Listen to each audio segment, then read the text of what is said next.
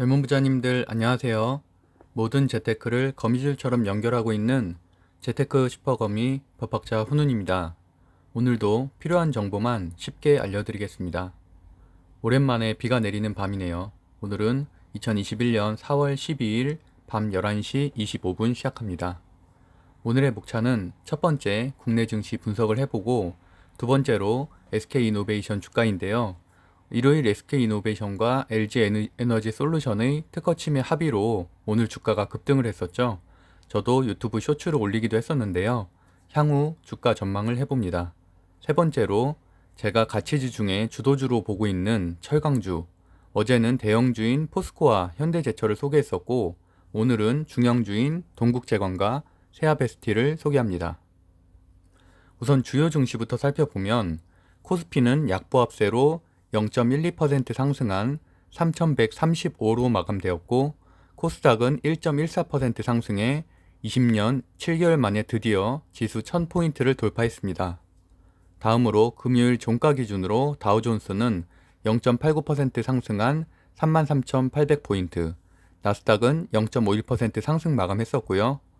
오늘 상해 종합지수는 마이너스 1.09, 기술주 중심의 심천종합지수는 마이너스 2.13% 하락폭이 컸습니다. 니케이 지수는 마이너스 0.77로 하락을 했습니다. 전반적으로 하락세인 아시아 증시 속에 한국 증시가 잘 버텨준 하루였고요. 코로나 확진자 수는 다행히 587명으로 감소 추세입니다. 제가 2월달부터 강조하고 있는 코스피 3200 돌파 조건에 따라서 오늘도 국채 금리, 환율, 기간, 외국인 매수를 체크를 해볼게요. 국채 금리는 2.08% 상승한 1.66으로 오늘도 나스닥 기술주의 성장주 약세가 좀 예상이 되고 있고요. 외국인 수급을 살펴보면 외국인들이 4월 들어서 6일 동안 순매수를 했다가 금요일과 오늘 이틀째 순매도입니다. 그 원인을 좀 보면은 일단 원달러 환율이 0.36% 상승한 1125원으로 마무리되었고요. 외국인이 매도로 전환하게 된 것은 여러 이유가 있겠지만 일단 환율 상승에 따른 매도도 있겠고 삼성전자를 비롯해서 배당금 지급 시즌입니다. 그러다 보니까 외국인들이 배당금 송금 시즌이기도 해서 그런 이유로 매도 관점으로 보는 것도 있는데 참고 정도만 하시면 됩니다. 일단 국민연금은 제가 지난주 금요일에 자세하게 소개했던 대로 리밸런싱 회의를 통해서 1% 정도 국내 주식 비중을 확대하겠다고 말씀드렸는데 이는 강제 조항은 아니고 옵션 폭을 넓힌 상황입니다. 그래서 중장기적으로는 당연히 호재지만 당장 오늘의 증시에는 영향은 없었고요. 그 내용을 살펴보면은 오늘은 연기금이 1200원을 오히려 순매도를 했는데 물론 지난주 금요일 회의로 비중이 줄었다 해서 당장 특정한 영향이 있다고 해석하는 것은 과대 해석이라고 볼 수 있고요. 일단 중요한 건 1월 기준으로 국민연금의 국내 주식 보유 비중이 21%로 이번 조정으로 국민연금이 연말까지 이 비중을 19.8% 정도로 줄여야 되는데 아무래도 2월, 3월에도 많이 팔았기 때문에 매도 물량은 현재 9조 정도 남은 상황입니다. 그래서 대외 환경 자체는 일단 3월보다는 나은 상황이고 외국인 수급만 들어온다면 저는 이제 4월 중 3200 돌파 가능성도 보고 있습니다. 제가 오늘 아침에 유튜브를 통해서 SK이노베이션 시황을 전달하기도 했었는데요. 국내 증시를 한번 살펴보겠습니다. 일단 오늘은 코스닥이 종가 기준으로 20년 7개월 만에 1000포인트를 돌파한 역사적인 날이고요. 그 이유는 일단 코스닥 상위 종목인 셀트리온 헬스케어, 셀트리온 제약, 시젠과 같은 제약 바이오주가 상승을 이끌었던 측면도 있었고 오세훈 시장이 이제 서울형 방역대책 발표를 함에 따라서 이런 진단키트 개발하는 시젠과 같은 제약 바이오주에겐 호재였습니다. 제가 이제 몇 차례 설명을 드린 것처럼 증시 전반을 보면 성장주와 가치주는 상충관계라고 볼 수 있는데 성장주가 강한 날은 반대로 가치주가 좀 약보합세 정도로 될 가능성이 높고요. 오늘과 같은 날은 반도체, 배터리 섹터가 호재로 작용했기 때문에 강했었죠. 그래서 가치주가 전반적으로는 조정을 받았습니다. 그럼에도 불구하고 저는 여전히 건설, 해운, 철강은 가치주, 주도주로 보고 있고요. 이럴 때일수록 오히려 하락하는 가치주를 매수하는 것도 하나의 전략으로 볼 수 있습니다. 또 코스닥 중소형주, 나스닥 급락주에도 관심을 가지면 일단 지수보다는 높은 수익을 낼 수가 있고요. 그런 것들은 제가 자주 발굴해서 소개를 해드리도록 하겠습니다. 일단 오늘의 특징 섹터는 성장주인 반도체와 2차전지의 상승이라고 할 수 있는데요. 삼성전자가 잠시 뒤인 우리나라 시간으로 4월 13일 새벽에 미국 바이든 대통령이 반도체 회의에 화상회의에 참석을 합니다. 그 회의는 미국의 이제 반도체 공장 건설을 독려하거나 또는 차량용 반도체 공급 독려 정도로 예측이 되는데, 그렇게 된다면 삼성전자에겐 사실은 증설비가 들어가기 때문에 단기적으로는 비용이 들어서 이제 이익률은 하락하게 되겠죠. 하지만 우리나라 이제 반도체 중소형주, 그냥 장비주에게는 당연히 호재이죠. 그래서 최근에 TSMC, 인텔 등의 반도체 시설 투자로 많이 올랐다가 좀 조정을 겪고 있는 반도체 섹터도 오늘 다시 좀 반등을 했고요. 제가 추천을 했었던 원익 IPS나 PSK가 특히 많이 올랐었습니다. 그래서 오늘 회의 결과에 따라서 이 종목들이, 여기 있는 종목들이 내일도 상승세로 움직일 가능성이 높고요. 다음으로 이제 SK이노베이션과 LG 에너지 솔루션의 합의로 2차전지 배터리 섹터 전반이 다 상승을 했는데, SK이노베이션은 시외 거래는 약 18% 정도 상승을 했었는데 오후로 가면서 실현이익을 거두는 매도세로 11.97% 마감했고요. LG화학도 장초 5% 정도 상승을 했다가 0.62%로 상승분을 반납을 했습니다. 제가 항상 말씀드리다시피 이렇게 급등할 땐 어떻게 해야 된다? 실현이익을 거두는 게 낫다고 제가 말씀드렸죠. 그리고 당일 또는 그 다음날 저점 매수하는 게 낫다고 봅니다. 왜냐하면 지금은 작년과 같은 상승장이 아니기 때문이죠. 오전에 오른다고 해서 이게 오후까지 계속 오른다는 보장이 없고요. 그에 또 이제 배터리 중소형주인 솔루스 첨단 소재, LNF, 포스코 케미칼도 많이 상승했습니다. 이렇게 성장주가 오른 날은 가치주가 또 약세인데, 그래서 제가 며칠 전부터 추천을 하고 있는 철강주, 대형주, 중소형주는 그래도 오늘 좀 잘 버텼습니다. 그래서 포스코도 0.46% 상승했고, 세베아 스틸 0.76% 상승, 동국제강은 4.60%나 상승했습니다. 그럼 SK이노베이션 주가 전망을 한번 보겠습니다. 일단 오늘 이렇게 오르긴 했지만 아직은 전고점 대비 20% 정도는 낮은 상황이고요. 그래도 오랜만에 배터리 섹터 전체에 훈풍을 불러일으킨 것은 상당히 긍정적입니다.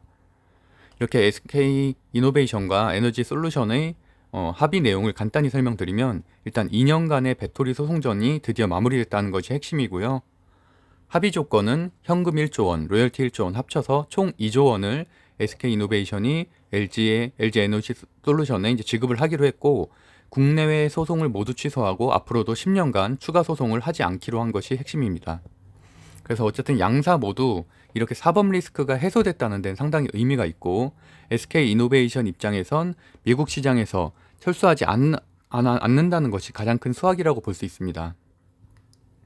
오늘의 종가는 26만 6,500원인데요. 오늘자 현대차 증권사 리포트는 목표가를 29만 원으로 상향 조정을 했고요. 소송 불확실성이 해소된 것은 긍정적이지만 어쨌든 2조 원의 소송 합의금 및 자회사 지분 유동화, 또 파우치스의 불확실성들이 여전히 리스크로 작용을 하고 있습니다. 특히나 사실 폭락하게 된 이유인 폭스바겐 파워데이로 폭락한 것은 사실 개선되진 않았죠. 그래서 어쨌든 여전히 각형 배터리만 생산을 하는 SK이노베이션과 LG는 실적이 줄어든다는 것은 변함이 없기 때문에 그에 대한 방안이 필요합니다.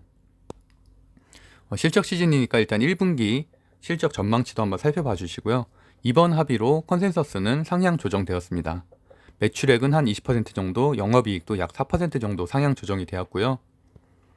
이건 이제 목표가 29만 원으로 상향하게 된 이유이자 리스크들을 정리해 놓은 것이니까 필요하신 분들은 캡처를 해서 확인해 보시면 좋을 것 같습니다. 그 외에 밸류에이션 구성표도 한번 보시고요. 재무제표도 상세하게 보실 분들은 한번 캡처해서 보시면 될 것 같고, 매출, 영업이익, 당기순이익 모두 상승하고 있고 수익성도 개선 예상되고 있습니다. 그래서 그동안의 주가 전망 추이도 한번 살펴보시면 좋은데, 지난 2월 달에 30만 원에 이어서 폭스바겐 사태와 어제 합의를 거치면서 29만 원으로 만 원밖에 조정되지 않았다는 것은 상당히 긍정적이고요. 일단 제 관점을 말씀드리면, 제가 사실 어제 젊은 부자들 주식방에도 이걸 물어보는 분이 있어서 저는 LG화학, SK이노베이션, SK 모두 오를 것이라고 말씀드렸었고, 왜냐면 반대로 보는 견해를 가진 분들도 있었거든요. 그래서 어쨌든 오늘 아침에 유튜브에도 제가 9시에 촬영한 주가 상향과 관점을 올리기도 했는데, 제가 어쨌든 아침에 올린 것처럼 저는 이제 3월 16일 방송으로 LG화학과 SK이노베이션이 큰 하락은 했지만 밸류에이션 손상은 적음으로 적극 매수해야 된다고 말씀드렸고, 어쨌든 그 이후로 지금까지 상승을 하다가 오늘 이제 SK이노베이션이 급등을 하게 됐죠. 하지만 이제 저는 전망으로는 오늘 매수를 생각하시는 분들에게 대해서는 일단 여전히 3월부터 급등한 미국 국채금리에 따라서 미국 증시 전반이 아직도 좀 불안하거든요. 특히나 성장주, 전기차 섹터가 회복되지 않고 있어서 배터리가 작년 하반기 같은 상승세로 돌아가려면 아직도 시간은 많이 필요하다는 견해를 좀 말씀드렸고요. 하지만 여전히 전고점 대비 20% 정도 낮은 가격이라서 매수하기에는 괜찮지만 오히려 이렇게 큰 상승 뒤에는 어쨌든 오는 단기 조정 후에 저점에 매수해서 중장기로 보유하시면은 당연히 수익을 낼 수 있다고 추천드립니다. 다음으로 이제 오늘의 주제인 철강 중형주 동국제강입니다.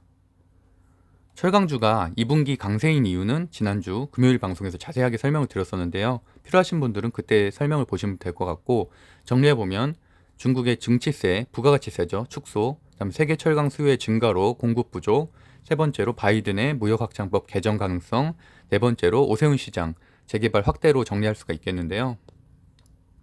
동국제강은 현재 철강주의 섹터 거래량 상승률로 대장주이고, 시총은 1조 7,300억 원이고 외국인 소진율은 26%로 괜찮은 편입니다. 오늘자 거래량이 287만 주이고 최근 두 달간 90% 정도나 오른 가파른 상승세가 조금은 이제 염려가 됩니다. 1954년에 창업한 회사고 봉형강류와 판재류들 사업을 하시는 곳이고, PER은 23.1배입니다. 대주주는 장세주의 14인이 26% 정도, 그다음에 국민연금공단이 5%를 가지고 있습니다. 현금 배당 수익률은 1.3%로 괜찮은 편이고요. 매출은 철강이 92%를 차지하고 있어서 전 방송에 얘기한 대로 철강이 이제 호재가 많잖아요. 그 상승분을 모두 받고 있어서 또 이렇게 급등을 하고 있는 거고, 최근에 외국인 지분율이 하락세인 것은 다소 아쉽습니다. 이렇게 동국제강의 연간 재무 분석을 해보면 매출과 순이익률은 증가 추세이고 150% 정도 되는 부채는 다소 줄고 있어서 긍정적입니다. 분기로 살펴봐도 영업이익률이 소폭 상승을 했고 순이익 증가율은 상승 추세에 있습니다. 아직은 실적 발표 전이라서 2020년의 4분기 자료를 좀 보면 전분기 대비해서 매출액은 6% 상승, 영업이익은 감소했지만 2021년 1분기에는 흑자 전환이 예상되고 있고요. FN 가이드 이제 자료를 보면은 1분기 매출액은 약 12% 상승, 영업이익은 746억 원으로 32% 상승 예상이 되고 있고, 연간 전망도 매출액 5조 8천억 원으로 12% 상승, 영업이익도 17% 상승 예상하고 있습니다.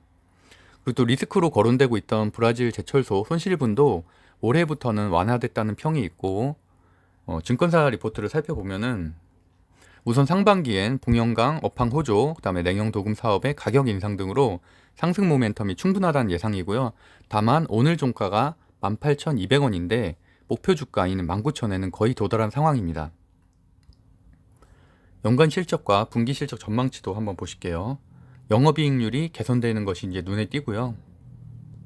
세무적인 재무제표도 필요하신 분들은 캡처를 해서 보시면 될 것 같습니다.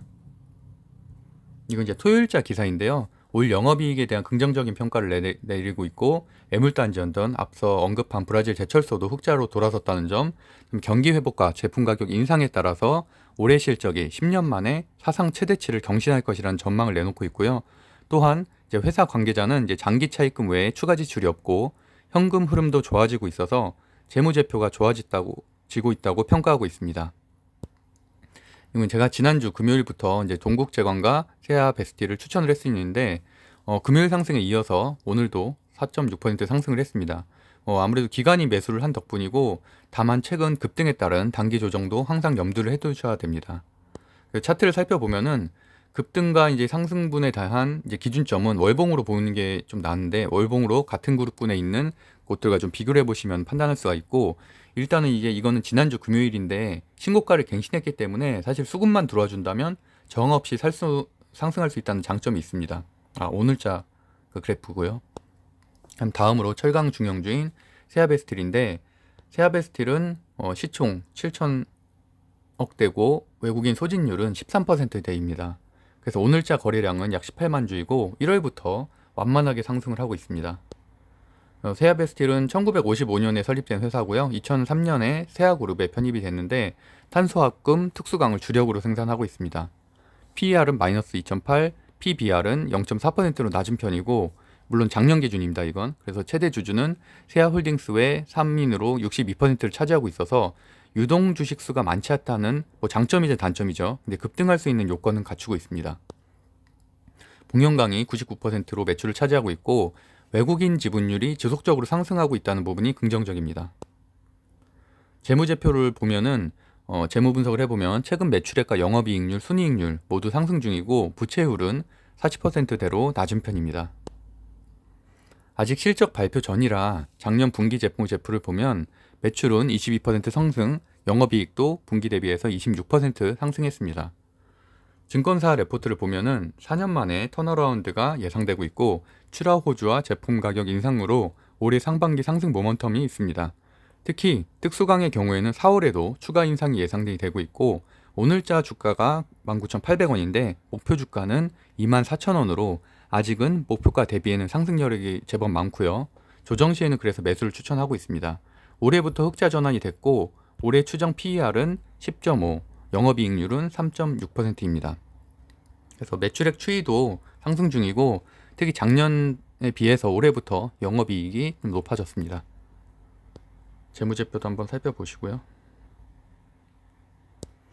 수급을 살펴보면 외국인이 2일을 제외하고는 3주 연속으로 매수를 하고 있다는 점은 긍정적으로 보이고 반대로 기관은 순매도세인데 기관이 이런 매도세를 좀 줄인다면 당연히 반등할 수 있다고 보고요.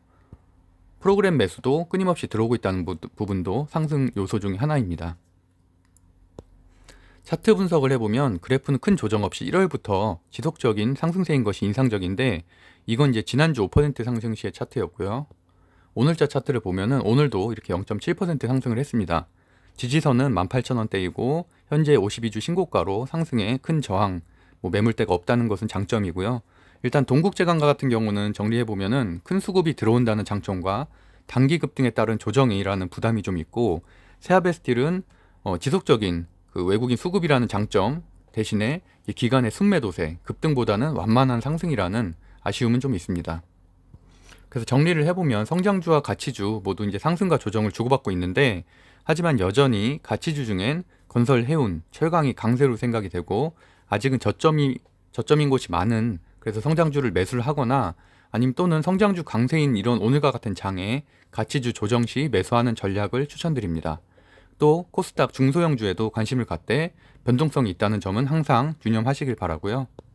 일단 내일 상승 예상되는 반도체 장비 섹터도 항상 관심 갖고서 보시면은 2분기까지도 좋으니까 괜찮을 것 같고요. 특히 이제 SK이노베이션과 같은 경우는 오늘 들어온 신규 매물대도 제법 있긴 한데 아직은 윗공간에 대한 저항 매물대가 많아서 급등이 어려운 점도 투자에 좀 유념을 하시면 좋을 것 같고요.